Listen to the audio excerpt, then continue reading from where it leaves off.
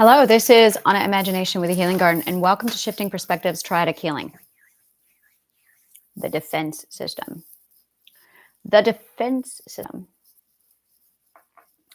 This is one of those words that I use it. I say the defense system, but really it is absolutely when we are angry, we lash out or we say something or we project. It varies. There's projection, there's assertion, there's anger, there's vocalizing, and there's assertion. I want to talk about assertion here for a minute. And the comment that we get a lot back is, why are you so defensive?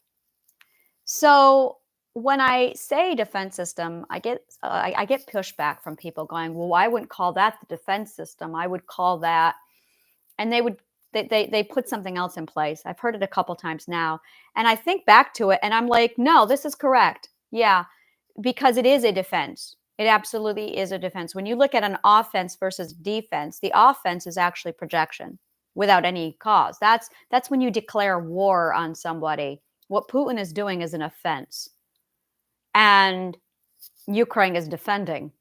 So no, it is absolutely the projection comes to you and you defend against the projection. And the projection is the abuse. Save Ukraine. So that being said, you absolutely have your defense. And understanding what your defense is, and this keeps coming down to the same thing. Your defense system has parts to it. The first part of your defense system is basically it sleeps.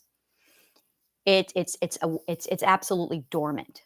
It's in this dormant stage. The next part of it is the alert. That's when you get something that sets off saying, oh, we're under attack. And that's what feelings are. That's what your emotions are. It's when you feel discomfort or you feel anger, you feel frustration. I think this is where you feel overwhelmed. I don't feel this emotion. Because I'm a controller, so I don't feel overwhelmed. And that's where you get feelings, basically. So it's dormant stage, and then there's the alert stage where you get the emotion. And then you have this period of what do you do with all those feelings? Our society says you suppress them. You be nice, so you stay silent. Don't stay silent. That's the problem. And then there are people who stay silent, and then you explode. And then there's people who are basically your metric gets broken where your ability to regulate, this is self-regulation, by the way, your ability to regulate your defense system is broken. And that's because you are overstimulated, you are undernourished, you never learned self-comfort. Because you never learned self-comfort, this is going to break your meter. This is going to cause an inability to regulate the self. This is going to create low EQ. It's because you never learned how to self-comfort. You never learned how to defend. You never learned how to regulate this process. The defense system, the defense system requires it's self-regulation, basically. It requires practice. And it is a skill we are supposed to learn when we are 3 years old. 3 years old. 2 to 4 years old. And when we are 2 to 4 years old, we are basically in the third perspective stage. And had our parents been competent, we would have learned self-comfort, and then we would have learned resourcefulness. And then when we entered into the third perspective stage of growth, we would have learned our limitations. We would have learned that we needed help. But in most cases, our enabling projecting parents prevented us from learning these methods. Our enabling projecting parents never taught us self-comfort. The enabling or the neglectful parent never taught us resourcefulness. So by the time this third perspective stage occurs between the ages of 2 and 4, average up around 3, we don't have the tools required to learn what we need to learn for self-regulation and defense. And what ends up resulting is a defense system that's not operative. You have a defense system that is inoperative. So we end up growing up past this point. We're crammed into the fourth perspective stage with rules and laws and guidelines without any grounding on self comfort, resourcefulness, or understanding our own limitations and being able to understand exactly how far we can go on our own. And I really need to come up with a better term for the third perspective. I call it the Lord of the Flies stage, but I want like a one word that just accumulates or summarizes everything that we get from the third perspective. So, what ends up happening is you basically grow up without the ability to self regulate. And this is where boundaries, and in addition to boundaries, you also gain access to communication. And you are supposed to be using your emotions properly and effectively to get this done. So, your emotions, your boundaries, and your communication are the core essence of your defense system. And with this, it's supposed to partner up with your authority and your power, which come from your boundaries, communication, and your emotions. So you've got this gorgeous marriage happening here with boundaries, communication, emotions, and authority and power. You're supposed to be using your authority to powerfully set down boundaries and say, no, you don't get to treat me like that. No. But in order to do that, you require autonomy. Now, every 3-year-old has autonomy. Autonomy is your ability to self govern. That's it. Autonomy is your ability to self govern.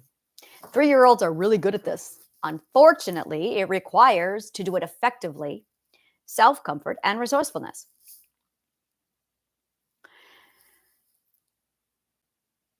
So, when you get to be 3 years old, you're supposed to be learning how to balance authority and autonomy. And there is a massive ethic that we have not yet learned at 3. We're not supposed to learn it at 3. That's okay. The ethic we are supposed to be learning at 3 years old, or not supposed to be learning at 3-year-old that we lack, is accountability. That's all. We just lack accountability. We are not yet aware that our actions affect others. So we do a lot of projecting when we're 3. And our parents are supposed to be using and acting as boundaries. They're supposed to be teaching us how to keep our projections off of other people. That is what a parent is supposed to be teaching us at 3 years old, how to keep a person's projection off of other people. And self-comfort and resourcefulness will take care of the over-internalizing all on its own. So the only thing that's really broken, not really broken, not at all. The only thing that's not yet developed in a 3-year-old is the 3-year-old not knowing how to properly project without keeping it off of other people. So the parent is supposed to step in at this point and say, look, you can't force other people. You can't do that. You need to, and that's where the parent is supposed to teach self-regulation and basically pick up the slack until the child is 5 years old. When the 5-year-old finally gets to the point where, oh, I have self-accountability. I can hurt other people. I don't want to do that. I want to be a nice person. I want to be a kind person. I want to be a morally ethical person. So at 5 years old, that's when that kicks in. But that's not happening at all because we all are subjected to bad parenting.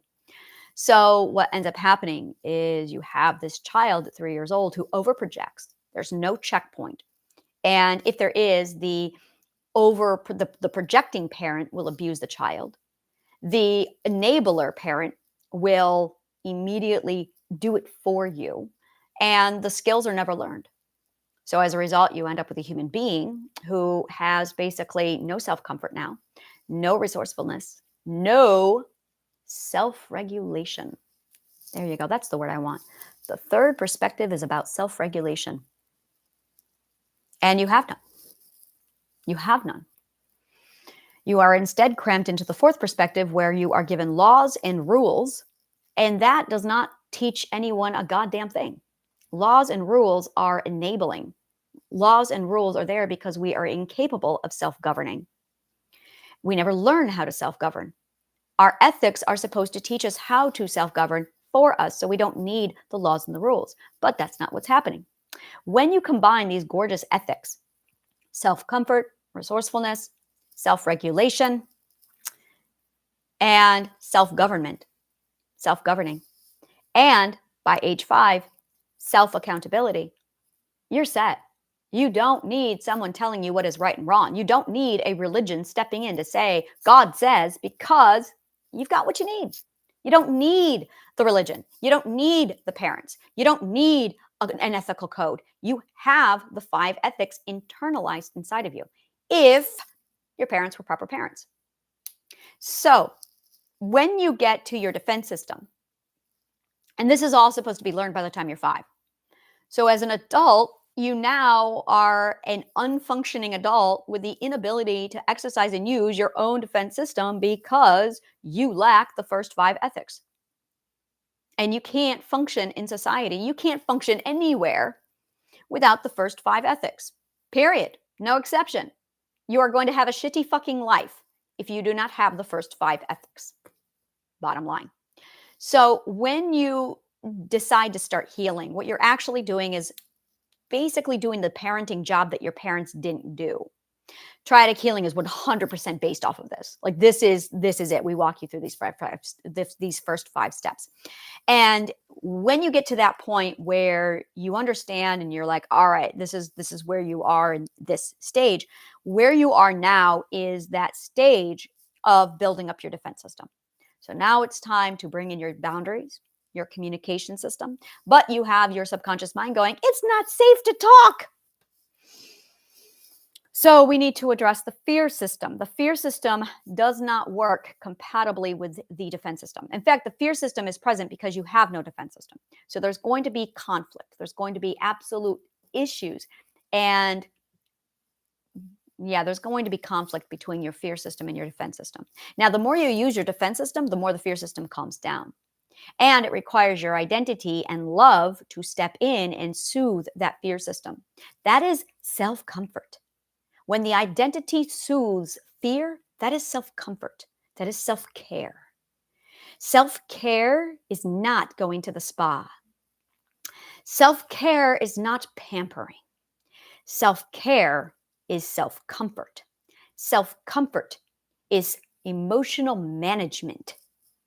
Self-comfort is you, your identity, soothing properly your fear system. Soothing your fear system requires 4 things. First, you need to validate. Then you need to empathize. Empathize. Then you need to soothe. And then you need to reassure. No exception, the end. Those are the 4 requirements. If you have a child, this is your job as a parent. Now, there's this thing out there that's really pissing me off right now that's trending.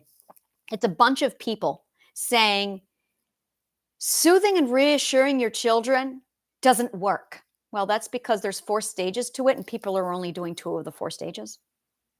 You have to empathize. If you're not empathizing, it won't work. You have to validate and empathize. But parents are just validating. They're just validating. It started off with just soothing, and it didn't work. Oh my God, it doesn't work.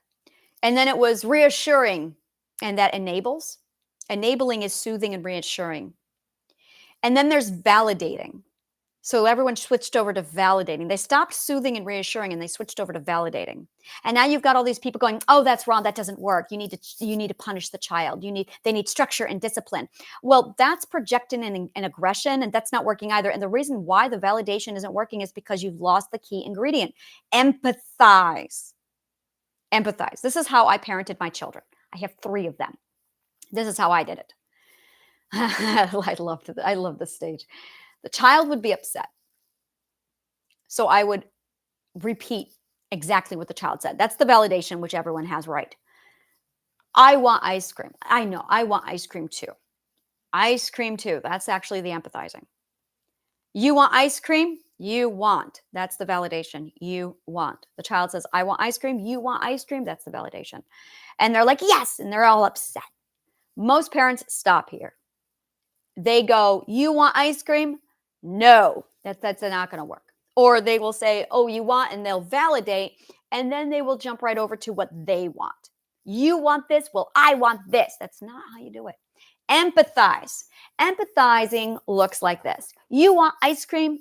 Me too. It is literally the words, me too. I also want ice cream. You are looking to relate to the child. You are looking for relatability. And when you validate, you don't get relatability. When you soothe and reassure, you do not get relatability. The only thing that gets you relatability is empathy. That's it right there. You need to relate to the child. They need to understand that you are on the same page. This is understanding. This is human connection. This is human connection at its core. Validate, empathize, soothe, reassure. You must have all four. You can't do just one of these and go, it doesn't work. You can't do three of these four things and go, it doesn't work. You must do all four. And of these four, empathy is the big one. It is the core because the empathy is the relatability. It teaches your child that the child and you are on the same page. So, and this is very relevant to you. I'll get to that in a minute. So you have your child wants the ice cream, but it's dinner time. You are most likely focused on what you want. That does not make you relatable. That makes you the enemy. That's the problem. You have to show your child that you are not the enemy. So you empathize by showing them, I'm your friend because I'm in the same bucket as you too. So when my children were younger and they wanted ice cream before dinner, I would empathize. I want it too. And then knowing what they felt, I would say things like, I wish I could have ice cream. Do you wish you could have ice cream? And they'd go, yes, I want ice cream. Me too. Should we get ice cream? Yes, I want to get ice cream, but I can't. Why can't you? Because I have to eat my dinner first. And that makes me mad. So my child and I, all of them, would get angry together about not having ice cream before dinner. And sometimes I was that parent who said, let's have the ice cream before dinner because why not? So it was that understanding of making yourself relatable through empathy. So how does this relate to you? Guess what your parents didn't do? Your parents never empathized with you. So now you don't know how to self-comfort. Now you need to become your parent to yourself. To do this, you need to validate, empathize, soothe, and reassure yourself. This is self-comfort. This is self-care. This is your defense system. It is the process of you validating your own fear system, empathizing with your own fear system, soothing your fear system, and reassuring your fear system. The empathy is the core because it makes it relatable. You cannot skip empathy. It is such a huge part of this. So it looks like this. You have a partner. Your partner has not texted you, or your partner is not answering and you're feeling anxious. Your fear system is now going nuts and it's hitting the alert button and it's wanting to immediately call them 18 million times to find out why they haven't answered your text. Calm down. We're going to start with validating. That is scary. You feel like they're not seeing you. I feel like they're not seeing me either. And you start to empathize with your fear. It is understandable that you feel that way because I feel that way too. And it's huge to empathize to emphasize that empathy. I feel that way too. It is saying you are not alone. You are relatable. Remember, this is your identity versus your fear system. And your fear system is not logical. It is absolutely running off, but your identity is logical. So your identity can sit down with your fear system and say, yes, what you are feeling is valid. Now, you get that in therapy, but they don't talk about the empathy. They don't talk about the relatability. And that's the core. So it's yeah, I feel that way too. I feel like this. I am scared. It's acknowledging it. I am scared. I want X. Now that's big. That's big. And I'm going to show you what's really happening when you empathize. When you are empathizing, you are actually putting in the voice of identity. That's really what you're doing. So it's validating, says, I hear you. I see you.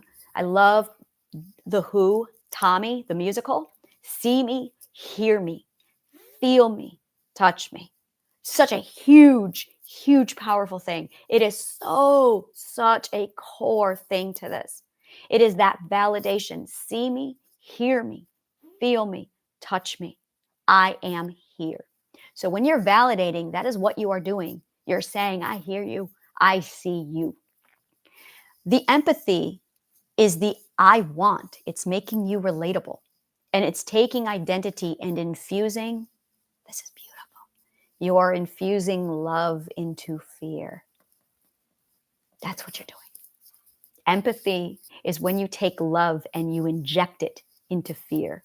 Truly, this is what you're doing. It is the most beautiful part of the human mind. It is gorgeous. When a mother or a father says to a child, me too, I want, they're taking their love, because want is love. Want is love. You're taking their love and injecting it into the child's fear directly. That's what empathy is. The child feels love because they feel connected, because they feel understood. That's the core to human connection. You want a relationship with somebody? Empathize with them. Make it relatable. The number one thing we learn about sales and business is you have to make it emotional. That's such garbage. It's such manipulative garbage. You have to make it relatable. You absolutely have to make this relatable. And to do that, you must empathize with them. They must be understood. Ironically, trauma happens when we're not understood. Do you see what's happening here? To understand is to love. Forgiveness is understanding. This is going to go full circle. And when you start to see how full circle this gets, it's mind-blowing. It's gorgeous. Love is understanding. When somebody is afraid, they lack love. They seek understanding. They seek love. I'm going to say it a million times over again. Love is understanding. Understanding is forgiveness. Forgiveness is love. Love, forgiveness, understanding. It's all the same thing, and it all is empathy. So when you have a child, when you have your fear system, when you see somebody who's afraid, when you have a relationship and somebody you want to connect with, it comes down to empathizing, making yourself relatable, understanding. And that's all through the words, I want, or me too. Me too are the most powerful things in the world. So you have your validation, hear me, see me. And then you have the me too. I understand.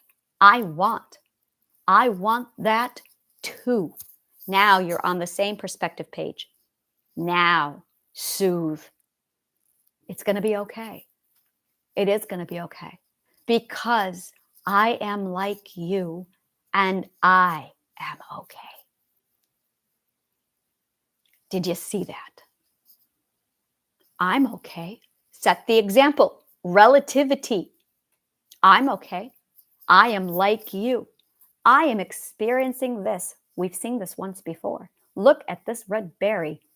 I'm not going to eat this red berry because George the monkey ate this red berry and he died last week. So I'm not going to eat that red berry. You found a mushroom. Me too. I ate that mushroom and I was fine. I had a great trip. How are you with that mushroom? We are the same. And if I'm okay, then you will be okay. Monkey see, monkey do. I am like you.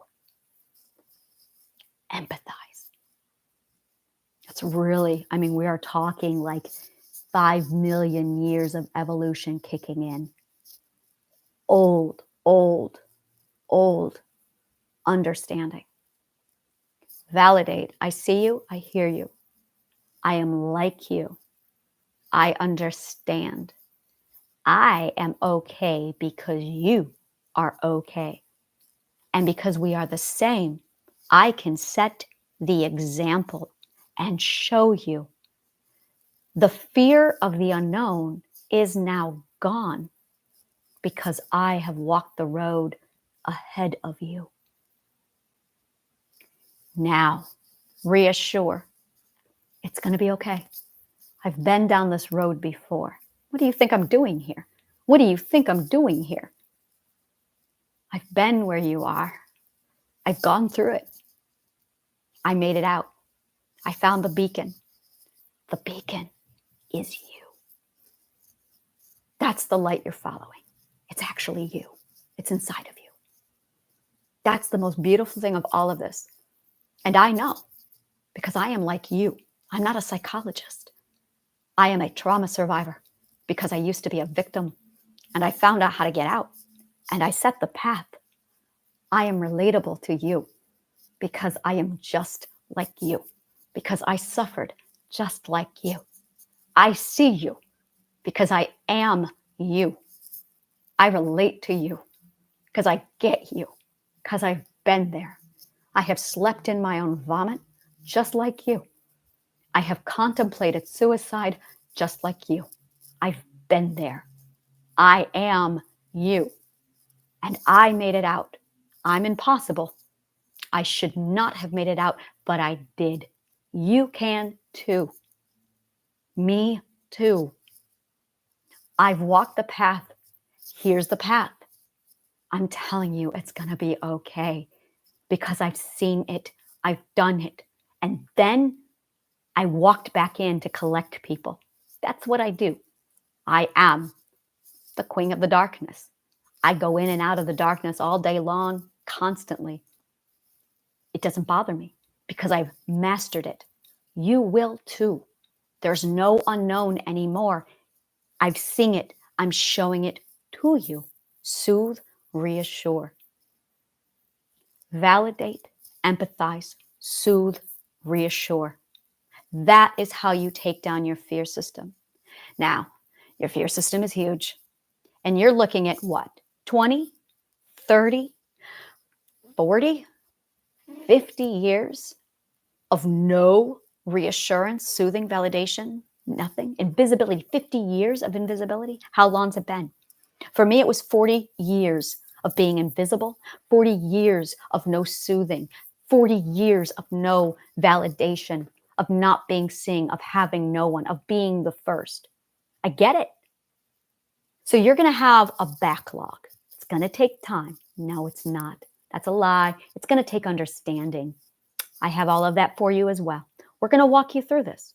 So we're going to soothe, validate, empathize, reassure. We're going to take away the unknown and you're going to work through it. It's going to take a lot to calm it down. As you work that fear system down, we're going to start taking your gorgeous voice and bringing it out. And your fear system is going to go, no, it's not safe. It is safe. It is safe. I want to show you something. I am on YouTube publicly talking about my trauma and nothing is happening to me. Nothing is happening. No one is coming. No bad, horrible thing is occurring to me. I am using my voice to tell you about my trauma and nothing is happening because it is safe to use your voice now. It's safe because I'm out and I'm showing everyone my trauma and I'm talking about all the fucking horrible shit that happened to me and no one's coming against me because it's safe now. You don't have to hide anymore. It's not dangerous anymore. You can talk. It's safe to talk. It's safe to come out now. You're okay now. These are the validations that your fear system needs. So as you open your voice, oh, it's going to feel weird. Been there, done that. It is going to feel weird. It's going to feel really scary at first to start using your voice. And it's going to take work, and that's okay. Take your time with it. Find your comfort zone, get stable in that comfort zone, and then open your voice. The sooner you open your voice, the sooner you talk about what happened, the sooner you step into the light and say, this is my story, the sooner it all starts to fit into place. And it starts with you using your voice and telling your story. Journal it down. Start up a podcast. Just record it on your phone and talk about it. Talk about it to yourself. Trust that you absolutely have your own ability to form your own perspective of what they fucking did to you. That is power. That is your authority. It is you stepping up for your own perspective. It is you defending your own perspective, because that's really what is going on here. You're in a perspective war, and they've battered and taken your perspective and shoved it down. So now you get to stand up for your perspective. You get to defend your perspective, because your perspective is made up of your cognitive core, which is your identity, your ethics, your beliefs, your name, and your perspective. That's all you. And they took it away from you. Now it's time to defend your perspective, your cognitive core. And it starts by using your voice to say to them, no, this is mine. And this is what I saw with my eyes. This is what I experienced with my nose, with my ears, with my mouth, with my perspective. No one has the right to interject their perspective into yours. Take it back. To do that, it starts with your voice. It starts with that boundaries, communication. It starts with taking your emotions and using your emotions for yourself. So you understand now this is how to get everything regulated. It's taking back your authority, taking back your power. All of this comes from your defense system, which stems from your voice. It's all from your voice. It is a direct channel to your heart chakra for a reason. This is such a huge part of who you are. Your identity. It's gorgeous when you look at the chakras. Your intuition is your solar plexus. And your heart chakra is your identity, and your throat chakra is your defense system. They are linked like completely. To deny your voice and your words is equivalent to denying your heart, to denying your love. Everyone puts all this emphasis on love, but really, that love is communicated through your voice, through your power. So it starts with your boundaries. It absolutely starts with your communication. And going back to that fear system, understanding that your fear system is there because your defense system has not been. So it starts with that soothing process. Validate, empathize, soothe, reassure. Same thing if you're a parent. It's the same 4 things that you need to put your child through. Teach them, validate. Don't do it for them. Do it for them at first, but also teach them. What did I do? You validate, you empathize. And they need to do it for themselves, not you. Teach them to become independent from you, because to not do so is to use your child for your own emotional prosthetic. And that is so fucking wrong on so many levels. Your child is not your emotional prosthetic. Make your children independent of you. To do that, go through the validation, the empathy. Empathy, make it relatable. Such a huge part of this. Then you soothe and you reassure. Do not skip the empathy. It's not going to work. That's where you get a whole bunch of parents going, well, we've done it. It's not working. No, you forgot to make it relatable. You forgot to show them that you understand, that you're on the same page. I did this in one of my other videos, and I'm going to do it here now. So when you have a relationship with anyone, romantic partner or a child, whenever you have 2 perspectives side by side, those 2 perspectives share a third perspective, your shared perspective. And when you are in a relationship, again, romantic, platonic friendship, or a child, you have a shared perspective. When you have a fight, you basically shift perspectives. So now you have a perspective gap and you don't understand each other. You've lost understanding. So you have to fall back to the emotions. You reconnect on the emotions by making it relatable. When you make it relatable, you see eye to eye. Me too. I feel this way also.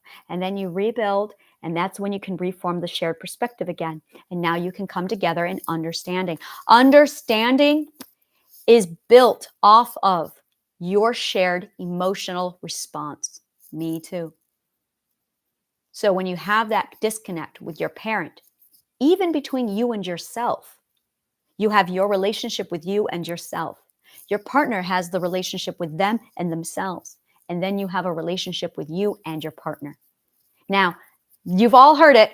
You can't love other people unless you love yourself. Let's clean that language up a bit. You can't have a healthy relationship and a balanced relationship with somebody else until you have established your own healthy relationship with yourself. Because your relationship, your shared perspective with another person is going to be completely contingent upon your relationship to your own self. So your first relationship needs to be with yourself. And then you can branch out to other people and have, hey, look, I have a shared perspective. Do you want to build one together? God, I love talking about relationships. I really love talking about relationships. If you love shit like this, like, subscribe, follow, comment below. Let me know what part of the show resonated with you. Share if there's somebody you know who could use this, and donate to the garden. Help us grow. If you want to join in Triadic Healing, we have DIY Triadic Healing. You can click on the link below and look for Getting Started. We also have the integration workshop, which is on Thursdays at 6 p.m. Eastern Standard Time.